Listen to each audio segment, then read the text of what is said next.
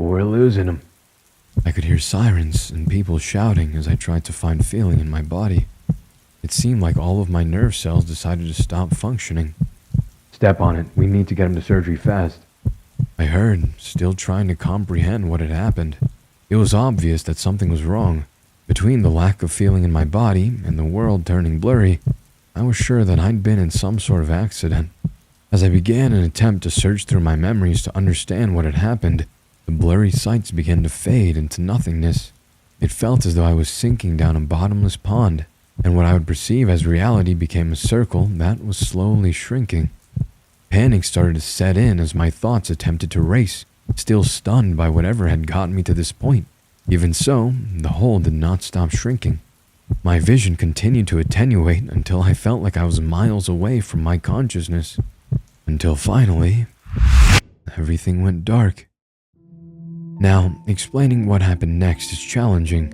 I had no body, no heart, no brain. I couldn't hyperventilate, I couldn't feel anxiety, I couldn't feel panic, but of course this wasn't something that I exactly enjoyed. This ineffable experience continued on for what felt like both years and seconds, until suddenly I was standing again. How? I don't know. I looked for hands and feet, but found nothing. I was sure I was standing, but I just didn't know how. It didn't seem like I had any appendages, but I could feel softness under me, and a temperature that I couldn't consider warm or cold. Simply, I'd call it perfect. Actually, perfect could describe everything in the place I'd found myself in. Under me seemed to be what I could describe as cloud-like. Above, there was a whiteness that was more pure than anything I'd ever seen in my life. However, staring at it caused no pain to whatever sense organ I was using to see through. Looking around, it wasn't empty either. There were creatures. I don't know whether to call them large or average. My perception wasn't consistent. At times, they seemed like they were towering 10 to 15 feet high, and other times they would be no larger than a normal person you'd see anywhere. The creatures had no clothing. Actually, I don't know how to go about describing them. Although I wish I could say they were humanoid, that wouldn't be accurate. Nor would it be accurate to say they had fur or scales. They simply existed, outside the scope of my comprehension. They seemed to be communicating and radiating what I could only describe as peace. They all seemed content, like what I imagine an enlightened person would exude.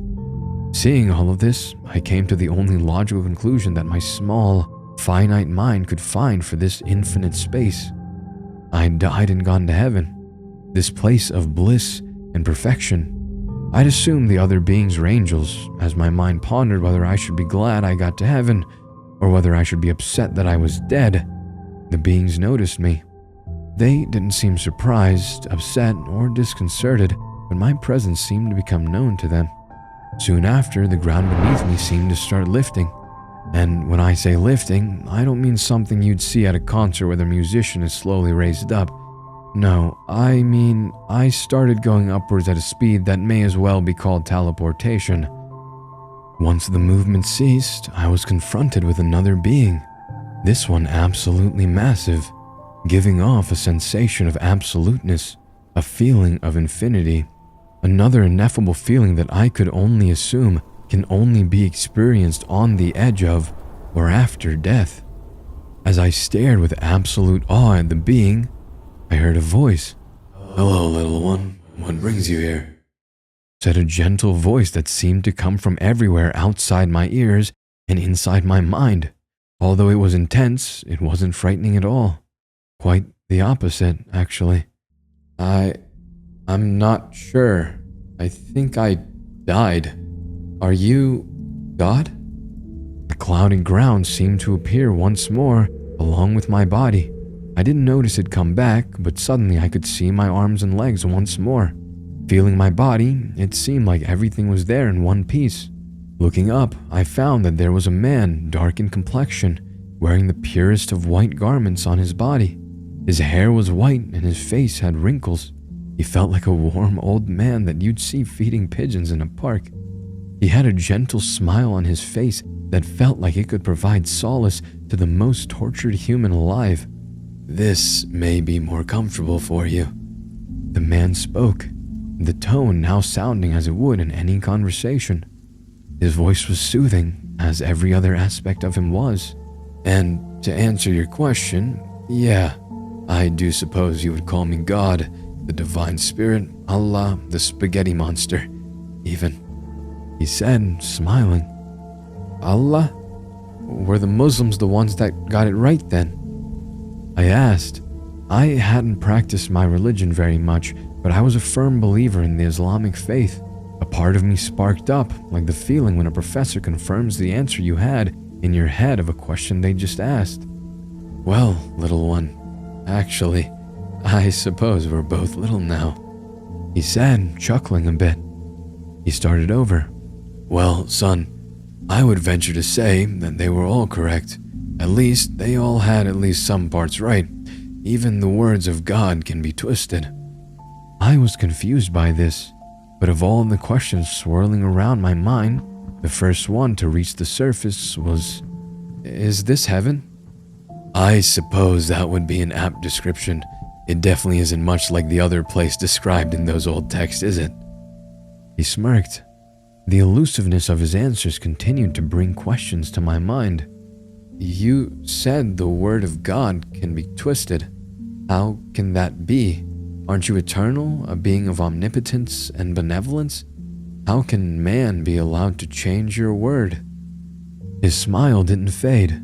However, with those questions, his face did seem to turn from a calm, warm smile to a smile masking some sadness, a smile hiding the thoughts of a time that cannot be brought back. Son, you called me omnipotent and benevolent, and I do suppose that I had those things written within those books to describe me. However, how can you make that claim after living in the world? You saw poverty, war, torture, murders, pain. Some scholars of atheism argued that if there is war, God is not all benevolent.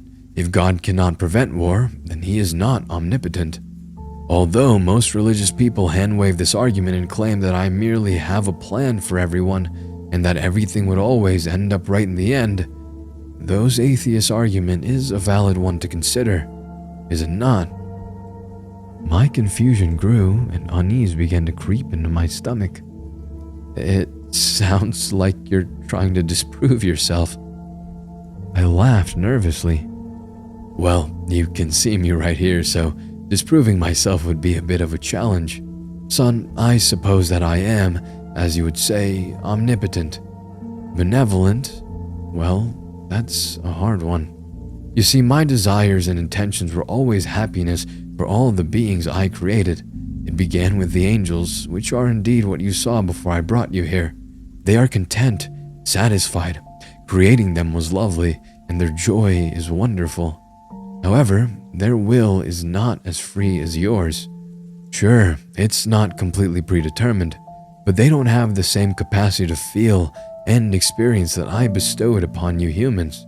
Although my intentions were benevolent, the result of creating you wasn't what I'd intended. It's why I wrote and sent down so many messages. Although you've all gravitated into the main three factions of Judaism, Christianity, and Islam, each book was an attempt to guide you all on the right path. Many attempts for everyone to be happy. Even those that didn't follow the books and went down the path of Taoism, Buddhism, or Hinduism, they found the underlying positivity, acceptance, and contentment that I folded into the universe when they became enlightened. I said my words could be twisted, as they can. Your free will allows you to take the things I've said and either interpret it in a way I never intended or append things to it that I never said. This is why there are so many sects of Christianity, why they all have such radically different teachings and practices. I didn't make that many for variety, you know. I sent those teachings down trying to bring everyone happiness. The story on the first people, Adam and Eve, would teach something like honesty. The things I did for who you would call the prophets, such as splitting the ocean, they were meant to reinforce the belief of my teachings and simply prove my existence. If everyone believed in God, in me, and they believed they would be punished if they didn't behave quote-unquote properly, then they would follow the teachings. I even tried to start over with that flood at some point. I'm not sure if you ever noticed, but if you look at most religions, The end story of most of them isn't to be a pious nut.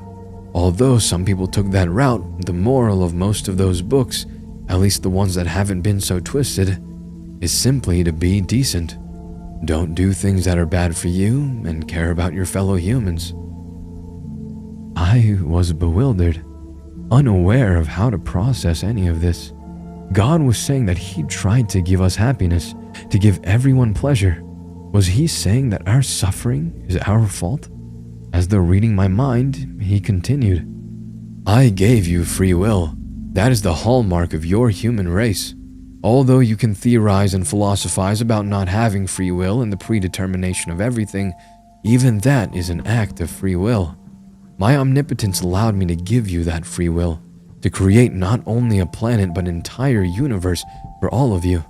Now, if I were to fix all of your problems, then your decisions would no longer be yours. Then you would no longer have free will. I may be reasonably benevolent and omnipotent. However, using that omnipotence to destroy the entire reason that I created you lot in the first place didn't seem right. I could by force change your entire evolution, biology, and psychology to make everyone happy forever. However, that, quite simply, goes against the point of your all's existence. At this point, I didn't know whether or not my mind was racing or it was blank with shock. I was baffled and was at a complete loss for words, but I managed to stammer out the denial trying to protect my mind and my beliefs. Then what about me? Didn't I make it here to heaven? Doesn't that mean that good and evil actions are still judged? Doesn't that mean I'm good? Son, He said with a touch of sympathy, as the once white sky became black and my entire life played out before me. I saw everything. Although I did make people laugh and smile, although I did help people, I donated to charity sometimes, I saw the amount of pain and suffering I brought people in my life. I saw the amount of rage I caused. I saw every moment in my life that I hurt someone, either by accident, on impulse, or by choice.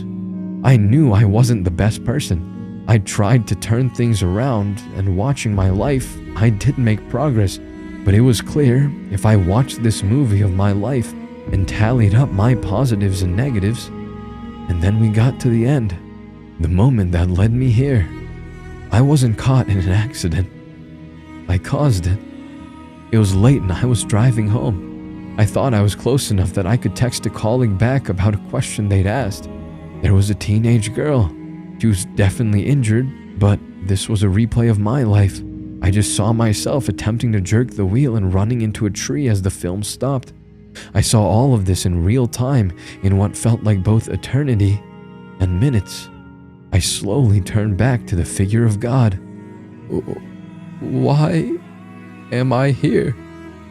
I choked out as tears streamed down my face. well, son, in all honesty, the whole burning and fire thing wasn't true.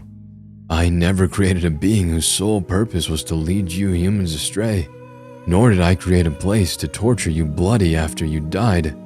That was mostly written as an attempt to sway you to choose to do good, but it didn't work.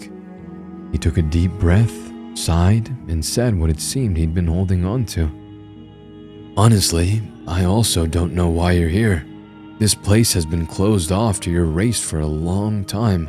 I haven't spoken to or seen any of you for many years. Seeing your kind slaughter each other for ages, I had enough once I saw you lot decide to drop a bomb with the level of devastation you'd see written in one of my books. You all have the capacity to take over the stars in the wide universe I gifted you, yet you spend more time considering how to kill each other than how to prosper as a species. Since then, I knew I'd failed. I couldn't stop the direction that your race was going. It doesn't make me proud to say this, but I'd left you to your own devices ever since. Although I am a being of hope, I do check in here and there, but I haven't done so in decades. This place isn't open to your kind anymore. My mouth was agape from what I'd just heard. You abandoned us? I squeaked out. tears still rolling down my face. He seemed to have trouble holding my gaze as he nodded in affirmation. We stood there for what seemed like ages, both at a loss for words.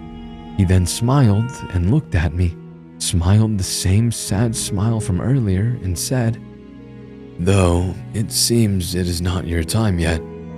As he said this, my body began fading. I looked at him again as he spoke once more. "I know you may not have the desire to listen to me anymore, but I did and still do love all of you. I do hope you'll continue on and be kind.